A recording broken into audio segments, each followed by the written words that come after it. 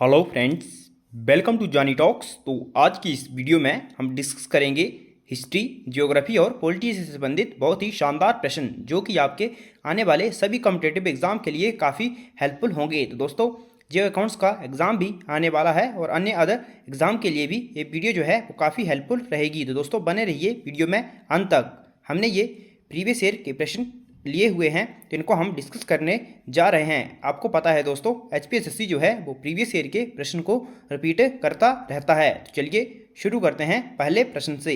पहला प्रश्न है, हु फाउंडेड ऑल इंडिया हरिजन संघ। आपको बताना है किसने अखिल भारतीय हरिजन संघ बनाया। तो दोस्तों, अखिल भारतीय हरिजन संघ की स्थापना जो थी वो महात्मा गांधी के द्वारा करी गई थी। तो इसका ऑप्शन सी जो है वो सही हो जाएगा, महात्मा गांधी। और कब करी गई थी दोस्तों? 1932 में महात्मा गांधी के द्वारा हरिजन संघ की स्थापना करी गई थी। तो आपने याद रखना है 1932 में महात्मा गांधी के द्वारा करी गई थी अखिल भारतीय हरिजन संघ की स्थापना। अगला प्रश्न है, वेयर वाज आज़ाद हिंद फौज सेटअप। तो आपको बताना है आज़ाद हिंद फौज जो थी वो कहाँ रची गई थी। तो दोस्तों, आज़ाद हिंद फौज की जो स्थापना हुई थी वो हुई थी सिंगापुर में। ऑप्शन बी जो है वो सही हो जाएगा, सिंगापुर में। और किसके द्वारा दोस्तों? तो यह सुभाष चंद्र बोस जी के द्वारा आज़ाद हिंद फौज की स्थापना करी गई थी।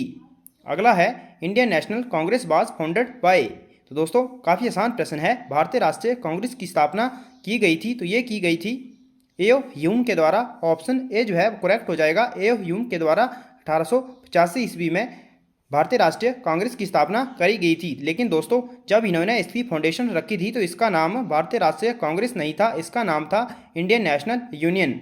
बाद में दादा भाई नौरोजी के अनुशंसा पर इसका नाम भारतीय राष्ट्रीय कांग्रेस रख दिया गया। और 28 दिसंबर 1885 को इसका पहला जो अधिवेशन है वो मुंबई के गोकुलदास तेजपाल संस्कृत कॉलेज में हुआ, जिसमें 72 प्रतिनिधियों ने भाग लिया था। इससे संबंधित इन्हीं बातें आपको याद रखनी है। अगला है, Mangal Pandey fired the first shot of the revolt 1857 at. तो दोस्तों, 1857 की जो क्रांति हुई थी वो कहाँ से शुरू हुई थी? वो जो एक क्रांतिकारी थे मंगल पांडे, उन्हीं के द्वारा इसकी शुरुआत करी गई थी। और इन्होंने पहला जो शॉट दागा था, ऑप्शन ए जो है वो सही हो जाएगा, बैरकपुर में। ऑप्शन ए इसका करेक्ट हो जाएगा। दोस्तों, इन्होंने जो नई एनफील्ड राइफल थी उनका प्रयोग करने से मना कर दिया था, क्योंकि उसमें सूर और चर्बी का जो चर्बी होती थी उसका लेप लगा हुआ होता था। और उन्होंने इसका विद्रोह किया और इन्होंने अपने दो मुख्य जो अधिकारी थे, मेजर सर्जेंट और पा की जो हत्या कर दी थी। तो इसी के कारण दोस्तों, जो मंगल पांडे थे, इन्होंने 1857 की क्रांति का पहला शॉट दागा था और यहीं से 1857 की क्रांति की शुरुआत हो गई थी। अगला प्रश्न है, हु रोट हुमायूंनामा। तो आपको बताना है हुमायूंनामा किसके द्वारा लिखा गया था। तो दोस्तों, हुमायूंनामा जो है ये लिखा गया था हुमायूं की बहन गुलबदन बेगम के द्वारा। ऑप्शन बी जो है वो करेक्ट हो जाएगा, गुलबदन बेगम के द्वारा लिखा गया था हुमायूंनामा। अगला है, तरफ in the Bahmani kingdom signified. Bahmani साम्राज्य में तरफ का आशय होता था। तो दोस्तों, जो तरफ होता था इसका जो आशय होता था वो होता था प्रोविंस, यानी कि प्रांत प्रदेश। ऑप्शन सी जो है वो सही हो जाएगा, प्रोविंस। और दोस्तों, बात करें बहमनी साम्राज्य की तो इसकी जो स्थापना थी वो करी गई थी 1347 ईस्वी में। इसकी स्थापना करी गई थी हसन गंगू के द्वारा, आपने याद रखना है। और बाद में जो बहमनी साम्राज्य था दोस्तों, यह 5 अलग अलग राज्यों में बिखर गया था। अगर आपको पता है ये 5 राज्य कौन से थे तो आप कमेंट करके जरूर बताएं। अगला प्रश्न है, विच चोला किंग कनक्योर्ड बंगाल। किस चोल राजा ने बंगाल पर जीत दर्ज की थी। तो दोस्तों, जो बंगाल पर जीत दर्ज की थी वो किए थे जो चोल राजा थे, राजेंद्र प्रथम। ऑप्शन ए जो है वो सही हो जाएगा। और दोस्तों, जो चोल साम्राज्य था ये काफ़ी समृद्ध साम्राज्य हुआ था। इन्होंने जो दक्षिण एशिया है वहाँ पर भी काफ़ी कब्जा कर लिया था, जैसे श्रीलंका और इंडोनेशिया तक अपना प्रभुत्व जमाया था। आप कमेंट करके बताएं जो चोल साम्राज्य था इसकी स्थापना किसके द्वारा करी गई थी। अगला है, चंद्रगुप्त मौर्य डिफीटेड। तो आपको बताना है चंद्रगुप्त मौर्य ने किसे पराजित किया था। दोस्तों, जो चंद्रगुप्त मौर्य थे, महान मौर्य शासक जिन्होंने मौर्य वंश की स्थापना करी थी, इन्होंने हराया था सेल्युकस को। ऑप्शन डी जो है वो सही हो जाएगा, सेल्युकस को। अगला प्रश्न है, अलेक्जेंडर और दोस्तों पोरस के बीच युद्ध हुआ था। हाइडेस्पीच का युद्ध जो हुआ था वो अलेक्जेंडर और पोरस के बीच हुआ था, ब्यास नदी के किनारे। अगला प्रश्न है, which part of the Indian constitution deals with fundamental right. तो आपको बताना है भारतीय संविधान का कौन सा भाग मूलभूत अधिकारों से सरोकार रखता है? तो दोस्तों जो फंडामेंटल राइट्स हैं उससे संबंधित जो भाग है वो है भाग 3। तो आपने याद रखना है। भाग 2 जो है ये नागरिकता से संबंधित है और भाग जो 4 है दोस्तों ये आपका डायरेक्टिव प्रिंसिपल से संबंधित है और भाग जो 5 है ये आप कमेंट करके बताएं भाग जो 5 है ये किससे संबंधित है। अगला प्रश्न है विच party provided 2 prime minister in 2 years time? किस दल ने 2 वर्ष के समय 2 प्रधानमंत्री दिए? तो दोस्तों ये दिए गए थे जनता दल के द्वारा। आपने याद रखना है इसमें जनता पार्टी और बीजेपी में कंफ्यूज नहीं होना है। इसका ऑप्शन सी जो है वो सही है, जनता दल। एक थे दोस्तों HD देवगौड़ा और दूसरे IK गुजराल या फिर कौन थे दोस्तों? यहाँ पर थोड़ी सी मुझे कन्फ्यूज़न है। एक तो देवगौड़ा थे और दूसरे में कन्फ्यूज़न है। अगर आपको श्योर है तो आप बता देना कमेंट में। अगला है the first mid term election for Lok Sabha were held in? Lok Sabha के लिए पहली बार मध्यावधि चुनाव कब हुए? तो दोस्तों लोकसभा के लिए पहली बार मध्यावधि चुनाव जो हुए थे वो हुए थे 1971 में। ऑप्शन बी सही हो जाएगा, 1971 में हुए थे first mid term election Lok Sabha के लिए। अगला प्रश्न है which of the following is most urbanised state in India? तो आपको बताना है निम्न में से कौन सा भारत का सर्वाधिक नगरीकरण वाला राज्य है? तो सबसे ज़्यादा जो नगरीकरण वाला राज्य है दोस्तों वो है गोवा। ऑप्शन ए सही हो जाएगा। और इससे संबंधित गोवा से संबंधित एक प्रश्न और पूछा जाता है कि भारत के कौन से राज्य में समान नागरिक संहिता लागू है? तो वो है गोवा। अगला प्रश्न है in India the state known for its sandalwood is? बे राज्य जो भारत में अपने चंदन वन के लिए जाना जाता है? तो दोस्तों बे राज्य है कर्नाटक। तो ऑप्शन इसका बी सही हो जाएगा, कर्नाटक जो है वो चंदन वन के लिए जाना जाता है। अगला है विच 5 year plan give emphasis on removal of poverty for the first time? तो किस पंचवर्षीय योजना में प्रथम बार गरीबी हटाने पर बल दिया गया था? तो ये थी 5वीं पंचवर्षीय योजना। ऑप्शन सी जो है वो सही हो जाएगा, 5वीं पंचवर्षीय योजना। अगला है which of the flowing is A volcanic plateau? तो आपको बताना है इनमें से कौन सा एक ज्वालामुखीय पठार है? इनमें से जो ज्वालामुखीय पठार है वो है अंतरिम पठार यानी कि अंतरिम प्लेट्यू। ऑप्शन डी जो है वो सही हो जाएगा, अंतरिम पठार। कहाँ है अंतरिम पठार ये आप कमेंट करके बताएं। अगला है which is the largest gulf in the world? कौन सी खाड़ी विश्व में सबसे बड़ी है? तो सबसे बड़ी जो खाड़ी है दोस्तों वो है मैक्सिको की।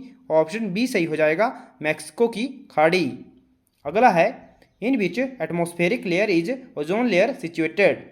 किस वातावरणीय परत में ओजोन परत अवस्थित है? तो ओजोन परत जो पाई जाती है वो पाई जाती है स्ट्रेटोस्फीयर में। ऑप्शन बी सही हो जाएगा। और बात करें दोस्तों ओजोन लेयर जो है ये धरती पर जो हानिकारक पराबैंगनी विकिरणें होती हैं अल्ट्रावायलेट रेस उनको आने से रोकती है। इसका फॉर्मूला होता है O3, आपने याद रखना है। अगला है which country is known as sugar bowl of the world? तो दोस्तों पहले जो sugar bowl of the world के नाम से जाना जाता था वो क्यूबा को जाना जाता था, क्योंकि यहाँ पर दोस्तों सबसे ज़्यादा चीनी का उत्पादन होता था। लेकिन अब जो है वर्तमान में दोस्तों ब्राज़ील में सबसे ज़्यादा उत्पादन होता है चीनी का। अगला है which continent has the highest density of population? तो आपको बताना है किस महाद्वीप में सर्वाधिक जनसंख्या घनत्व है? तो काफ़ी आसान प्रश्न है। जो हाईएस्ट डेंसिटी ऑफ पॉपुलेशन है वो है एशिया में। ऑप्शन बी सही हो जाएगा, एशिया में हाईएस्ट डेंसिटी ऑफ पॉपुलेशन है। अगला है McMahon line demarcates the boundary between India and? तो आपको बताना है जो मैकमोहन रेखा है किसके बीच सीमा का विभाजन करती है? तो दोस्तों ये भारत और चीन के मध्य है। ऑप्शन बी सही हो जाएगा, भारत और चीन के मध्य।